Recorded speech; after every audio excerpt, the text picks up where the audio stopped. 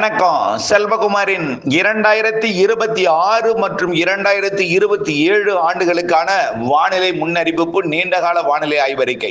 சரி, இந்த அறிக்கை வழங்க காரணம் என்னன்னு பார்த்தீங்கன்னா, நிறைய விவசாயிகள் இந்த அறிக்கையை கேட்க தொடங்கியிருக்காங்க. இந்த அறிக்கையை கேட்கிறாங்க. என்ன காரணம்னு பார்த்தீங்கன்னா, எல்லினோ பிரச்சனை. சார், எல்லினோ இப்போ வந்திருக்குங்கிறாங்க, சூப்பர் எல்லினோவா மாற போகுதுங்கிறாங்க. அடுத்த வருடம் சூப்பர் எல்லினோவா இருக்குங்கிறாங்க. அடுத்த வருஷம் மழை எப்படி இருக்கும், இந்த சூப்பர் எல்லினோங்கிறது எல்லினோவா எப்போ மாறும், எப்போ முற்றிலுமா விலகும், மீண்டும் எப்போ லானினாவா மாறும், இதெல்லாம் பயங்கர கேள்வியை கேட்டுட்டு இருக்காங்க. இப்ப எல்லாம் மழை பெய்யுமான்னு கேட்கறது இல்லை, அவங்களே ஒரு தனி ஆராய்ச்சியாளரா மாறி அவர்களே இந்த எல்லினோ எப்ப போகணும். காரணம் என்னன்னா, எல்லாம் குழப்ப நிலை, பயங்கரமான குழப்ப நிலை. கொஞ்சம் இல்ல, நீங்க வானிலை அறிக்கையில நம்ம தெளிவா சொல்லியிருக்கோம். இருந்தாலும் எல்லினோ எப்ப விலகும், சூப்பர் எல்லினோ எதையும் காதுல வாங்குறதே இல்லை. ஒரு அறிக்கை நம்ம போட்டிருக்கோம், 99 அறிக்கை பிற சைடு எஃபெக்ட் அறிக்கையை கேட்டுட்டு மனக்கவலையில் ஆழ்ந்து, நம்ம ஃபார்முலா வேற, உலக வானிலை மற்றும் இந்திய வானிலை ஆய்வு நிறுவனம் கொடுத்திருக்கிற அறிக்கை வேற, ஃபார்முலா வேற. ஆனால் எல்னினோவால் மழை பற்றாக்குறை இருக்காது, தாமதமாக மழை பொழியும்னு தான் சொல்லிட்டு இருக்கோம். திரும்ப திரும்ப திரும்ப சொல்றது என்னன்னா, அணையில வடகிழக்கு பருவமழை காலத்துல அணை ஃபுல்லா இருந்தால் கூட ஜூன் 12ஆம் தேதி மேட்டூர் அணை திறக்கும் பொழுது சுமார் 40 டிஎம்சி அளவிற்கு தண்ணீர் குறைந்திருக்கும். ஏன்னா குடிநீர் தேவைகள் அதிகமாயிடுச்சு. குடிநீர் தான் முதல்ல முக்கியம். தண்ணிக்கு அடுத்தது சாப்பாடு. அதனால பல்வேறு மாவட்டங்களுக்கு காவிரியோட கூட்டு குடிநீர் திட்டத்தை நம்பி இருக்கிற காரணத்தினாலே இனிமேல் கண்டிப்பாக அணை நிரம்பியே இருந்தாலும் ஜூன் 12ஆம் தேதி திறக்கும் பொழுது 40 டிஎம்சி குறைஞ்சி தான் இருக்கும். 94ல 50 டிஎம்சி தான் இருக்கும். 50 40 தான் இருக்கும். அது 80 டிஎம்சி இருந்தா 80 டிஎம்சில க்ளோஸ் பண்ணா 40 டிஎம்சி போ 40 டிஎம்சி இருக்கும். அப்படிதான் போன வருடம் இருந்துச்சு. ஆகவே கண்டிப்பாக நாளொன்றுக்கு அதாவது வாரத்திற்கு குறைந்தபட்சம் 1.5 டிஎம்சி வரைக்கும் குடிநீர் தேவை, குடிநீருக்காக திறக்கப்பட வேண்டிய சூழ்நிலை இருக்கு. ஆக வாரத்துக்கு 1.5 டிஎம்னா மாதத்துக்கு 4 டிஎம்சி 5 டிஎம்சி குறையும். 4 டிஎம்சி 4 டிஎம்சி குறையும். ஆக மாதத்துக்கு 5 டிஎம்சி 4 டிஎம்சி கண்டிப்பா குறையும். ஆகவே குடிநீர் தேவை காரணமா குறையதாச்சு.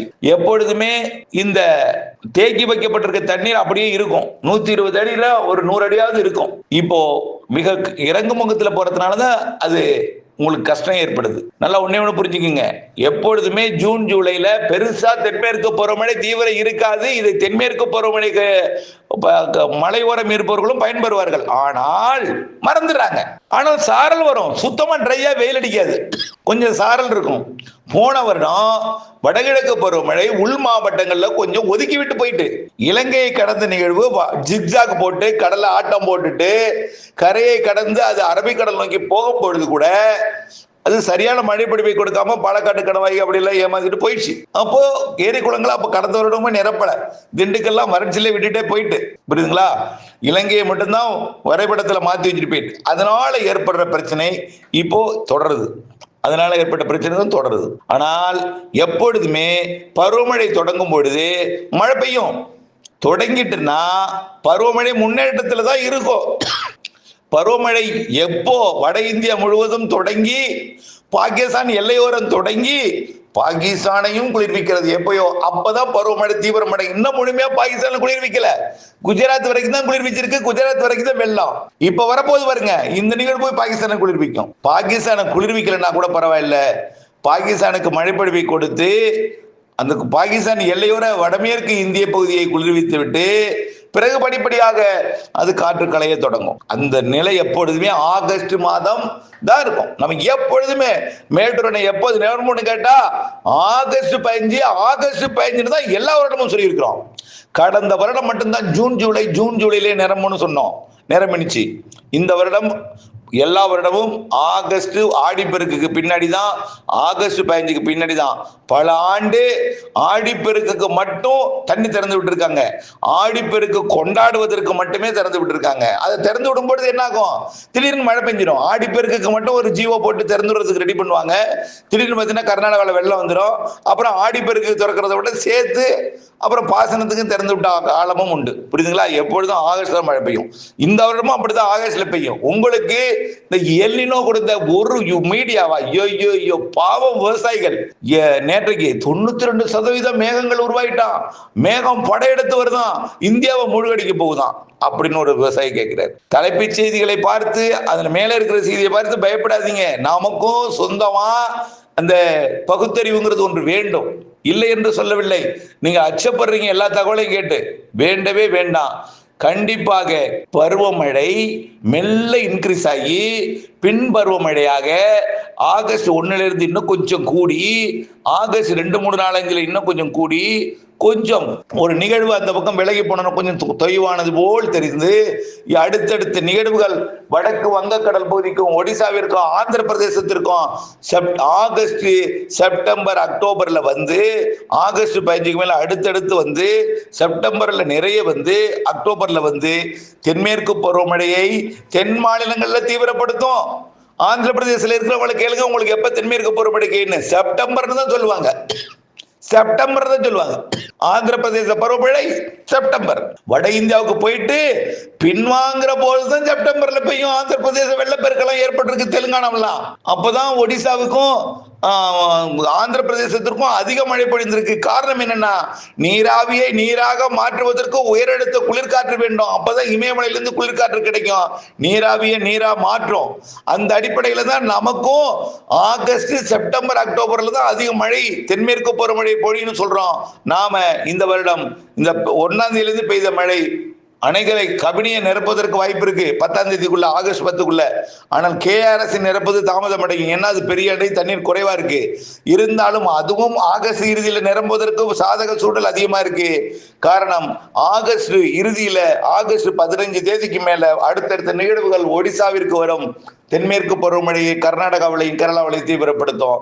செப்டம்பர் நிகழ்வு ஆந்திர பிரதேசம் வரும். செப்டம்பர் இறுதி நிகழ்வு ஆந்திர பிரதேசத்தின் மத்திய பகுதி. அக்டோபர் 15 தேதி நிகழ்வு தெற்கு ஆந்திர பிரதேசம் வரும். அப்பெல்லாம் கேரளா, கர்நாடகாவிலே செப்டம்பர்லாம் கேரளாவில் வலுத்து பெய்யும். தெற்கு கர்நாடகா, தெற்கு ஆந்திர பிரதேசம், கேரளா, கர்நாடகாவின் தெற்கு பகுதியெல்லாம் செப்டம்பர், அக்டோபர் வலுத்த மழை இருக்கு. அக்டோபர் 15 தேதி வடகிழக்கு பருவமழை போலவே தென்மேற்கு பருவமழை பெய்ய போகுது. செப்டம்பர், அக்டோபர், செப்டம்பர், அக்டோபர் நினைவு வச்சுங்க. செப்டம்பர், அக்டோபர்ல இறுதி கட்ட தென்மேற்கு பருவமழை கர்நாடகாவிற்கும் கேரளாவிற்கும் அச்சுறுத்தல் இருக்கு. குறிப்பா வயநாட்டுக்கு அச்சுறுத்தல் இருக்கு. செப்டம்பர், அக்டோபர் அந்த அச்சுறுத்தலில் பெய்யக்கூடிய மழை தான் அணைகளை நிரப்பும் மழை. அணைகளை நிரப்பும். இப்போ 10ஆம் தேதி ஆகஸ்ட் 10க்குள்ள கபினியை நிரப்புவதற்கு வாய்ப்பு இருக்கு. ஆகஸ்ட் இறுதியில KRS நிரப்புவதற்கு வாய்ப்பு இருக்கு. செப்டம்பர்ல அந்த அணை நீர் தண்ணீர் மேட்டூரை வந்து மேட்டூருக்கு வந்து செப்டம்பரிலே மேட்டூரை நிரப்பும். தொடர்ந்து உபரி நீர் செப்டம்பர் இறுதி அக்டோபர்ல திறக்கும் வகையில தான் மழை இருக்கும் என்பதை தெரியப்படுத்த விரும்புகிறேன். சரி, இது வெப்பசலன இடிமழை பிடிவும் தமிழ்நாட்டில் இருக்கும். காற்று சுழற்சி தமிழ்நாட்டிலே செப்டம்பர், அக்டோபரிலே நீடிக்கும். தென்மேற்கு பருவமழை காலத்துல காற்று சுழற்சியுடன் இணைந்த தென்மேற்கு பருவமழை தமிழ்நாட்டிலே பொழியும். புரியுதுங்களா? இதுல இந்த பிரச்சனைக்குரிய காற்று பகுதிகளுக்கு மட்டும், பிற பகுதிகளுக்கு நிறைய மழை இருக்கும். அந்த காற்று பகுதிகளுக்கு காற்றும் இருக்கும், சாரலும் இருக்கும், மழையும் இருக்கும், அளவில் குறைந்திருக்கும். இருந்தாலும் அங்கேயும் ஒரு நாள் நல்ல செட்டிங் செட் ஆகி அங்கேயும் சில நாள் கனமழை பெய்யும். பிரச்சனைக்குரிய பகுதி பிரச்சனைகளை சந்தித்து இறுதியில தான் சில நாட்கள் நல்ல மழை பொழிவை கொடுக்கும். புரியுதுங்களா? உடனே நிறைய அந்த இடத்துல எதிர்பார்க்க கூடாது. என்ன, நீங்க இருக்கக்கூடிய பிரச்சனைக்குரிய பகுதி, அந்த பிரச்சனைக்குரிய பகுதி எதுன்னு உங்களுக்கு தெரியும். இந்த தாராபுரத்தை சுற்றி வட்டார பகுதி, கயத்தாரை சுற்று வட்டார, கயத்தாறு சுற்று வட்டார பகுதி, அங்கேயும் மழை பெய்யும். பிற பகுதிகள் எல்லாம் பெஞ்சிட்டு இருக்கும். திடீர்னு உங்களுக்கு ஒரு நாள் பெய்யும். எப்பொழுதுமே மன்னார்குடியில டெல்டாவில் மழையே பெய்யாது, சுத்தி சுத்தி சுத்தி பெய்யும். திடீர்னு மன்னார்குடிக்கு மட்டும் ஒரு நாள் வந்து மழை பெய்யும். அது ஒரு நாள் பார்த்தீங்கன்னா கடந்த முறை 6 சென்டிமீட்டர் மழை பொழித்தது ஒரே நாள். ஆனா பக்கத்துல பெய்யல. இதே போலதான் அந்த இடத்துக்கும் ஒரு நாள் பெய்யும். ஆகவே நம்பிக்கையுடன் இருக்கணும். நல்ல மழை பொழிவை கொடுக்கும். ஆக செப்டம்பர், அக்டோபர் அதிக மழை இருக்கு. பாதிக்கும் மழை கேரளா, கர்நாடகாவில் இருக்கு. அணைகளை நிரப்பும் மழை இருக்கு. அக்டோபர் மாதம் 15 தேதி வடகிழக்கு பருவமழை தொடங்கியது போலவே பொழியும். காற்று சுழற்சி தாடு நிலைகள் தெற்காந்திர பிரதேசம் வரும். அப்படியே தலைகீழாக அக்டோபர் 15 18 தலைகீழாக மாறி அக்டோபர் 18 வடகிழக்கு பருவமழை தொடங்கி தொடக்கமே வலுத்த மழையாக இருக்கும். சிறு நிகழ்வும் வலுவான மழை பொழிவை தரும். சின்ன நிகழ்வா தான் இருக்கும். நிறைய காற்று குவிதலை ஏற்படுத்தும், நீராவி காற்று குவிதலை ஏற்படுத்தும். குறிப்பிட்ட இடங்கள் அதிகமா காற்றை கொண்டு வந்து ஏற்றும், குளிரலை வந்து அளவான குளிர் வந்து அளவான நீராவியை நீராக மாற்றும். சரியாக நீராவியை நீராக மாற்றும் அளவிற்கு குளிர் காற்று சரியான அளவு ரேட்சியுள்ள கிடைக்கப்பெறும் இந்த ஆண்டு. ஆகவே கண்டிப்பாக வடகிழக்கு பருவமழை அதிகம் இருக்கிறது. அக்டோபர் முன் 15 அந்த 18ஆம் தேதியிலிருந்து இந்த 30ஆம் தேதிக்குள்ளே 31ஆம் தேதிக்குள்ளே நிறைய மழை இருக்கு. நவம்பர் அதை விட அதிகம் இருக்கு. டிசம்பரும் அதிகமா இருக்கு. தென் மாவட்டங்கள், டெல்டா மாவட்டங்களுக்கெல்லாம் டிசம்பர்ல அதிக மழை, நவம்பர் டிசம்பர்ல அதிக மழை இருக்கு. ஆக புரிஞ்சுக்கிங்க. இலங்கைக்கும் மேற்கு தொடர்ச்சி மலை, தென் மாவட்ட மேற்கு தொடர்ச்சி மலை, நாலுமூக்கு, ஊத்து, காக்காட்சி போன்ற பகுதிகளுக்கெல்லாம் டிசம்பர்ல அதிக மழை இருக்கு. அதுக்கு முன்னாடியே நிறைய இருக்கு. கொஞ்சம் கொஞ்சமாக உங்களை குளிர்விக்கும். உங்களுக்கு எப்பெல்லாம் சந்தேகம் வருதோ வானிலை அறிக்கைக்குள்ள போய் பாருங்க. எல்லா செய்தியையும் பாக்குறீங்க. விவசாயிகளாக நீங்கள் உங்களுக்கு தேவையான அந்த வானிலை அறிக்கையை நீங்க பாக்குறது இல்ல. ஆளை பார்த்தா கேள்வி கேட்கறீங்க. இந்த கேள்வி கேட்கறதை விட்டுருங்க. தயவுசெய்து வாட்ஸ்அப் குள்ளரையும் வினா எழுப்பாதீங்க. தயவுசெய்து கேளுங்க. உங்களுக்கு நான் பதில் சொல்லணும்னா 20 நிமிஷம் பதில் சொல்லி ஆகணும். டக்குனு இந்த அறிக்கையை உங்களுக்கு புரிய வைக்க முடியுமா? முடியாது. தயவுசெய்து உங்களுக்கு ஏற்படக்கூடிய சந்தேகத்திற்கு அதை அறிக்கையை கேளுங்க, அப்டேட்ஸை பாருங்க, அப்டேட்ஸோட இணைந்தே இருங்க. எனக்காக சொல்லல. ஆகவே ஒருவருக்கு பதில் சொல்லலாம், கொஞ்ச நேரத்தில் டக்குன்னு பெய்யும் பெய்யாதுன்னு சொல்ல முடியாது. எங்க எப்படி பெய்யும் அப்படிங்கிற டீடைலா சொன்னாதான் உங்களுக்கு புரியும். தயவுசெய்து அப்டேட்ஸோட இணைந்திருங்க. சரி, 2026 டிசம்பர் சொல்லியாச்சு. டிசம்பர் வரைக்கும். ஜனவரியிலையும் வடகிழக்கு பருவமழை தொடரும். வலுத்த மழை ஜனவரி 10 வரை இருக்கு. அதுக்கப்புறம் மழை இருக்கும், மழையும் இருக்கும், இடைவெளியும் இருக்கும், அளவில் குறைந்திருக்கும். ஜனவரி பொங்கலுக்கு பிறகு பிப்ரவரியிலிருந்து கொஞ்சம் வெயில் அதிகமாகும். பிப்ரவரி, மார்ச், ஏப்ரல் வெயில் அதிகமா இருக்கும். அப்போ எல்னினோ என்பது பசிபிக் பெருங்கடல் இருக்கும். அதை நான் ஏற்கனவே பலமுறை சொல்லியிருக்கிறேன். எல்னினோ வந்து சூப்பர் எல்னினோ மாறினாலும் கவலைப்படாதீங்க. அது அமெரிக்க பக்கத்தில் இருக்கும் வெப்ப அதிகமா. ஆசிய பக்கத்தில் தென்சீன கடலில் இருந்து தாய்லாந்து வளைகுடா, தென்சீன கடல், சுமத்ரா தீவொட்டிய கடற்பகுதி, வங்கக்கடல், நிலநடுக்கோட்டு இந்திய பெருங்கடல் வெப்பம் அதிகரித்திருக்கும். எல்னினோ இருக்கிற இடத்துல எவ்வளவு வெப்பமோ அதே வெப்பம் எல்னினோ என்பது அமெரிக்க பக்கம் வெப்பம் உயர்ந்திருக்கும். வெப்பம் அமெரிக்க பக்கம் எவ்வளவு வெப்பம் இருக்கோ அதே அளவு வெப்பம் இந்திய பெருங்கடல்ல இருக்கும். அதனால தயவு செய்து புரிஞ்சுக்கிங்க. எல்னினோ சூப்பர் எல்னினோவை இருந்தாலும் இந்திய மழை, அதிலும் குறிப்பா இந்தியாவோட தென்மேற்கு பருவமழை, பிந்தைய மழை இந்தியாவோட வடகிழக்கு பருவமழையில எந்தவித பாதிப்பும் ஏற்படுத்தாது. அடுத்த ஆண்டு 2027 கொஞ்சம் வெப்பம் அதிகமாக இருக்கும், கண்டிப்பா இருக்கும். ஆனால் கோடை மழை பிந்தைய மழையாக பொழிவதற்கு வாய்ப்பு இருக்கு.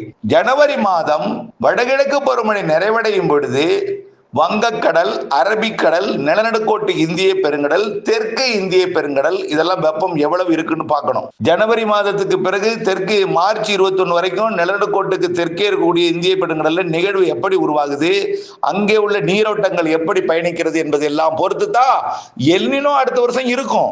அது சூப்பர் எல்னினோ மாதிரி எல்னினோவா இருக்கும். அது நமக்கு மழை பொழிவை அடுத்த ஆண்டு மே, ஜூன்ல இடையூறு கொடுக்குமாங்கிறது ஜனவரி மாதம் தான் உறுதிப்படுத்த முடியும். ஆனால் இப்பொழுது ஆய்வறிக்கைப்படி அடுத்த ஆண்டும் பிரச்சனையை கொடுக்காது என்று தெரிகிறது. இருந்தாலும் அதை உறுதிப்படுத்துவது ஜனவரி மாதம் தான் நம்ம உறுதிப்படுத்தலாம். ஆனால் கோடையில கொஞ்சம் வெயில் கூடுதலா இருக்கும். அதுக்கு தான் நம்ம சொல்றோம், வரக்கூடிய வடகிழக்கு பருவமழையில் பெய்யக்கூடிய மழையை சேமிப்போம், பண்ணை குட்டைகளை மேலும் அதிகப்படுத்துவோம், ஆழப்படுத்துவோம், பண்ணை குட்டைகளை அகலப்படுத்துவோம், கரைகளை பலப்படுத்துவோம். மழை நீரை சேமிச்சு பாதுகாக்கலைன்னா உடப்படுத்து போயிட்டா பிரச்சனை ஆயிடும். அதனால கரைகளை பலப்படுத்தி வச்சிங்க. வடகிழக்கு பருவமழை கண்டிப்பா அதிகமா இருக்கும், கண்டிப்பா அதிகம் எல்லா மாவட்டங்களுக்கும். தென்மேற்கு பருவமழை, பிந்தைய மழை.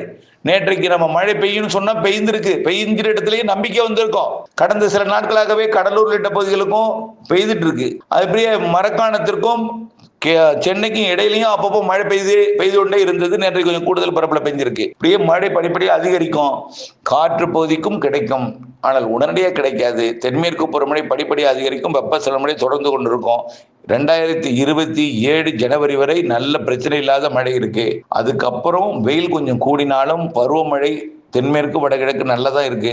இருந்தாலும் அதை உறுதிப்படுத்துவது ஜனவரி மாத வெப்பநிலை, கடல் வெப்பம், கடல் நீரோட்டத்தை பார்த்து உறுதிப்படுத்த முடியும்.